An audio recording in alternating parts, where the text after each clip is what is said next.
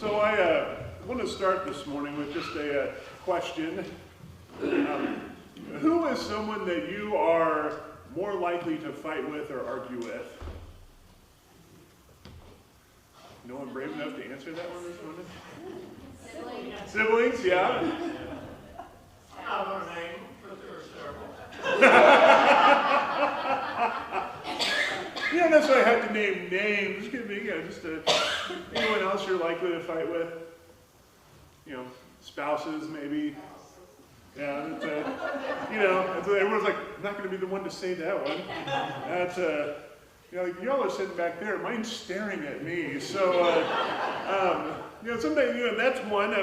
But let me ask this question then. What are the things that you are most likely to fight about? Politics. Politics? Okay, that's a good one. Money. Money? Silly stuff. Silly stuff. Good foreshadowing. What's that?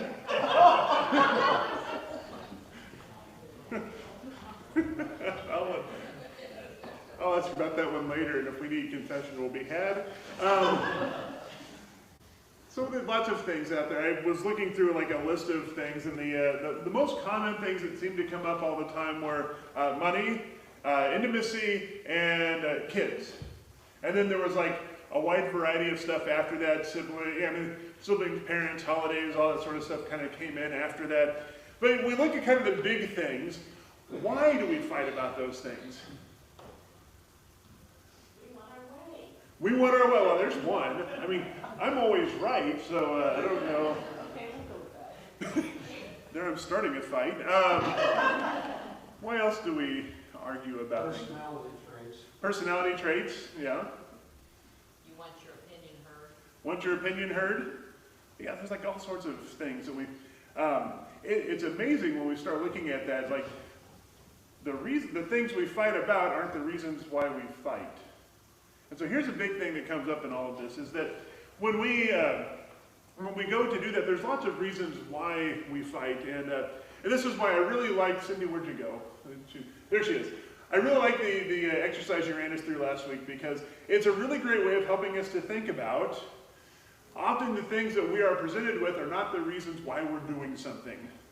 Remember you putting those postcards, those index cards on your forehead last week, kind of running through that exercise of, here's the things that we say we're doing, here's the actual stuff that's going on behind us.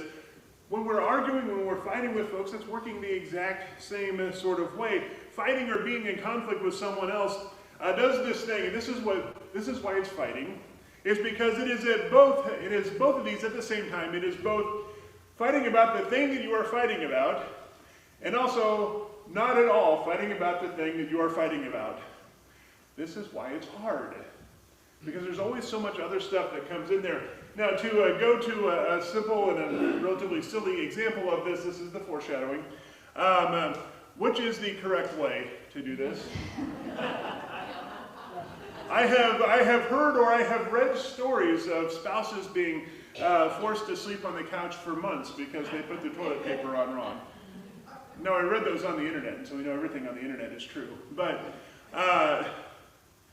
which is, I would ask you which one is right, but I don't want to start a fight in the middle of church. I asked a couple of friends of mine that this morning. There's a group of us that are pastors, and a friend of ours sent out a thing, hey, prayers for today as you're going, and someone said something, they replied back, this is the weirdness of my friends. One friend said, I've got to bring a broadsword into church for an example this morning. I went, okay, that ought to be interesting. Another one said something else. I'm like, wow, y'all are going crazy. I'm just going to ask, which way do you put your toilet paper on? So, which then almost started an argument on a text message. So, now this is a silly example, and I know that it's a silly example, but there actually is something behind this. Because what's underneath this, though, is when we argue about things like that. In fact, a friend of mine said he and his wife are constantly flipping the way the toilet paper is on, like every time they go in, just because. And but there's something that actually is behind this, because what happens is we get used to doing things in one way. There are very few things in this life that we have done, oftentimes for decades, in the same exact way. And when someone else comes in and they mess that up, like it messes with our sense of what we know, who we are, how things are supposed to work. This is something silly and it's something that's very simple, but it also says a lot that we can be powerfully moved and changed even by something like this, because even as much as we might sometimes say we like change, we don't like change, especially when we don't even realize what it is that we're doing. We don't even know that we are so tightly held to something until it changes on us, and then we go, whoa, that's not how this is supposed to work. Even in simple things, we can find ourselves in trouble. The point being that we can fight about a lot of things, but oftentimes the most heated parts of our fights aren't about the thing that we're fighting about. It's about other things. It's about hidden things that are in the middle of what we are doing that we have to be able to deal with.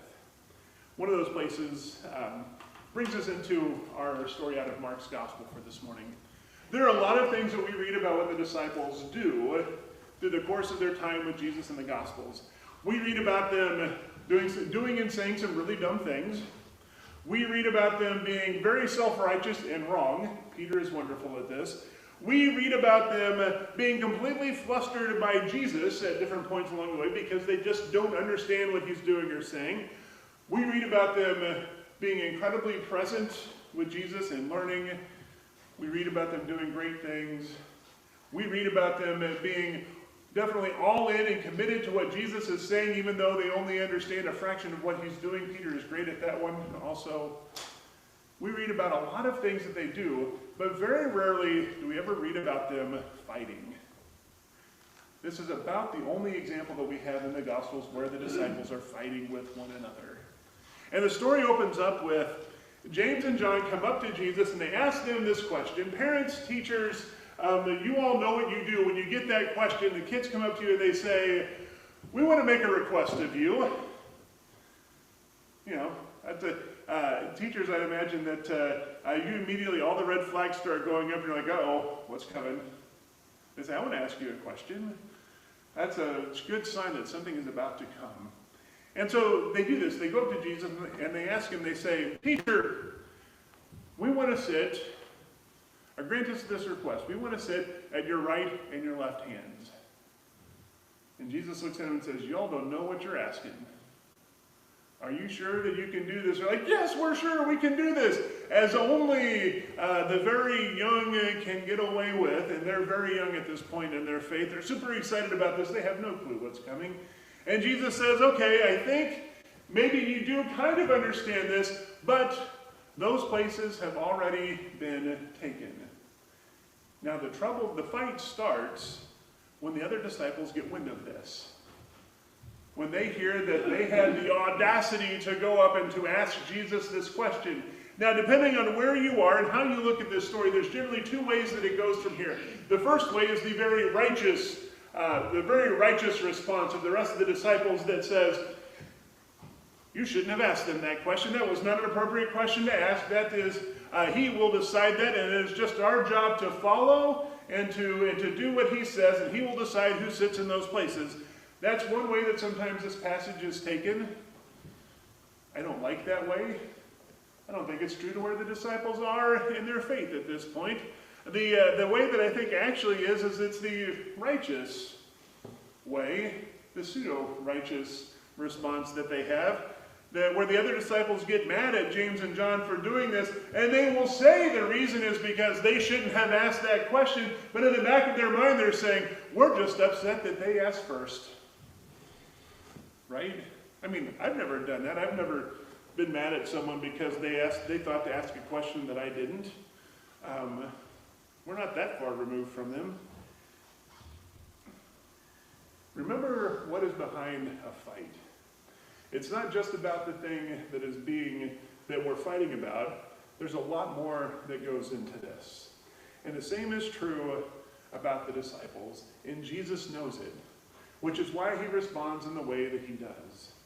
The first thing, and one of the main things that Jesus does, and that he is always doing throughout his ministry with the disciples, is that he is correcting their worldview. He's telling them, you guys are not seeing things in the right way. We've got to get you to see things in a different way. Remember, the disciples had been taught from a very early age that when the Messiah comes, he was going to be a great king, a king who was going to restore Israel's place in the world. And so they were struggling pretty consistently throughout the fact that Jesus did not show up riding a white horse at the head of angel armies. They struggled with this. That he was born to a poor carpenter in the backwater little town of Nazareth. They struggle with Jesus' teachings because they think he's going to be a great king. And by virtue of being his disciples, when he ascended to the throne, they were going to be the new aristocrats. They were going to be his court. They were going to be the most powerful and important people, second only to Jesus himself. And then James and John have the audacity to go and try and set themselves up just a little bit higher than the rest of them. There's a reason why they're mad. There's a reason why they're upset. They do this not just because that's the world they know. That is what they expect out of kings and kingdoms and powers and authorities and all of that. That is what they know. That is what they expect. But they are also afraid. And they have good reason to be afraid. Because they know what happens if this doesn't work. They know that if this doesn't work, they are going to be in great trouble. So if they're going to do this, they're going to be all in on this, and they're going to want all the perks and everything in there, because even today we see what happens when in different parts of the world that don't know what it's like to have a peaceful transition of power. The first thing that happens when a new leader comes into power is that they immediately arrest and jail the old leaders, right? Sometimes that's done through an election and then a trial that happens. Other times it's done by military coup and the other folks are just tossed in jail. That's what they were expecting. That's the world that they knew. That was what they were familiar with. In those systems, in those places, power is synonymous with revenge against your enemies. And they knew what that was like because they were a part of a subjugated people in the Roman Empire. Jesus, in helping them to overcome their fighting, and helping them to see the world in a different way, is helping them to try and find that understanding of shalom, of wholeness, of completeness. But to get them there, he has to change the way they see the world. The way they see the world is filled with all of those images that we just described, and it's what leads James and John to asking their question. And it's what leads the rest to being upset, that they didn't think about it first. They're masking it with their pseudo-righteousness. But they're really just upset that James and John might get one over on them. Fighting is always more than about what is right at hand. Jesus begins to address this by looking at them and saying, remember what it is that the Gentiles do. When he says Gentiles here, what he's saying, remember the way the world works. Whenever we see Jesus talking about the Gentiles, that's what he's doing. It's just a shorthand way of saying, here's how the world works. And Jesus says this, you know that the ones who are considered the rulers by the Gentiles show off their authority over them, and their high-ranking officials order them around. Remember, this is what they do. They've got to demonstrate their power, their control, and their authority over all things. And they're going to demonstrate that in as many different ways as possible. And Jesus says, remember, that's what they do. But then Jesus gives us one of the great summations of his ministry, where he is summarizing many of his teachings, like when he says, let the children come to me, or when he says the first will be last and the last will be first, or in the parable where he says that, where one of the lessons is that he who is faithful in the small things and the little things will be faithful in the big things. All of that comes together when Jesus says this to them. He says, but that's not the way that it will be with you. Whoever wants to be great among you will be your servant. Whoever wants to be first among you will be slave of all. For the human one did not come to be served, but rather to serve and give his life to liberate many people. Shalom. Jesus is telling them, that wholeness and completeness of shalom won't be found in your worldview, in your old worldview. Now, think about this one for a second. Their old worldview is really, the irony is that's the new world. The true old world is the garden, where everything was right and complete long before the fall, before sin entered into things. That was the way things were meant to be. The world the disciples lived in, the world that we live in, is not the way it was meant. We live in the new world, the one that's been impacted by sin, that's been impacted by the fall, that all of this stuff comes into it. It means these things aren't working the way they're supposed to. It's not the way it was intended. And so when Jesus tells them that the first among you must be a slave of all, or that he didn't come to be served but to serve, he isn't trying to establish a new worldview. He's trying to get them to go back to the way things are supposed to be. He's restoring the old, restoring the world of the garden, restoring shalom, the wholeness and completeness. The world of the Gentiles is one of power and demonstrating that power because of fear of losing it and what will happen when it's gone. Jesus is the Son of God. He is God, as John tells us in the very first chapter of his gospel. In the beginning was the Word, and the Word was with God, and the Word was God. At the start of all creation. Kingly power, like the Gentiles were describing, like the disciples thought they were trying to build, is a creation of the world. It's a creation of sin, because it wasn't there before the fall. Jesus turns all of this on its head because he is more than any of that power. For Jesus to be a king in the way the disciples were expecting would have been a step down. He doesn't care for that power because he doesn't need it.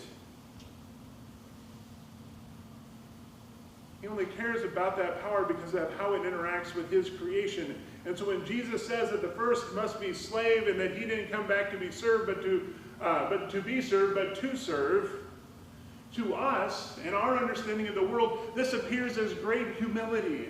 That Jesus is lowering himself to this place so that he can do all of these things. It appears to us in that way. For Jesus, though, this is just him doing what is needed. He is changing the things that need to be changed. He's tuning the things that are out of alignment. He's trying to restore, he's working to restore the world to the way that it is supposed to be. For Jesus, this is natural. It is no surprise that this is what he is going to do, because this is, of course, what he's going to do so the world can be brought back to the place that it is supposed to be. When it comes to our own fights, most especially with the people that we care about, this is the direction that works best.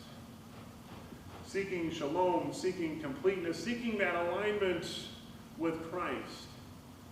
It's not seeking after what we think we're told to find, because so often that's what the world is telling us to find. But it is aligning our world with the world that Jesus wants us to be a part of. And so that means that there are going to be times when we're going to come into conflict, but those things should not have power and control over us. They don't have to have that power and control over us. Through Jesus' example, that means that we can let go of those hidden things that often are what we're really arguing about, but we don't know it until we start to fight. Reverend Tish Harrison Warren writes about this when she, in her book Liturgy of the Ordinary, when she's describing fighting with her husband, and she says sometimes that we have to go off into separate rooms for a little bit. She says, then one of us, though, has to start that process of coming back together, and we have to fall on our swords. She says, and then they go in and they apologize and they start to process through the things that they are fighting about. To figure things out, to begin that method of realigning things back to how they should be. This is how we restore shalom. It's never been about making sure we know who is right and who is wrong. That's what the world tells us, is that we have to know who is right and who is wrong, so we have a clear victor in all of this. That's what the fallen world tells us. What we're looking for is restoring relationships. Being willing to be last or without power or admit weakness, or being willing to show compassion and grace. All of those things What's important when we fight is restoring that alignment, that shalom. And we can't do that if we are seeking to make sure that we are, as James and John were, trying to make sure we've got the best place at the table. If we're seeking to ensure our position relative to the other person, we're never going to get there. But when we can let go of that need to focus on right and wrong and all of that stuff, then we can begin the process of actually working through the hidden things. When we can let go of the power that those things have over us, then we can begin to process them. Jesus doesn't come to lord it over us, but to put his creation back into the right place. On a smaller scale, that's what we want to do also. So the next time that you fight, even if you need a minute, be willing to fall on your sword. Be willing to deal with having the toilet paper put on in the wrong way. Be willing to apologize for the fight, even if it's only just to apologize because you were fighting. Be ready to be in a supposedly weaker position, but know that it's only weaker because that's the way that the world says it's supposed to be. But when we are in that place, then we are ready to process what has happened. And we can find that alignment and that shalom that creates in us a wholeness and a completeness that we can't have otherwise. In the midst of that, what is right will come out, and we'll figure it out as we go. But in the middle of that, we can know, we can get to that place where things are back in the right places because Jesus shows us the way. It's a challenge, and it's hard, but it's what helps draw us together. And in the process of doing that, helps us to align with the world that God has created to get us back into that good and right place. Let us go. Let us do this in Christ's name. Amen.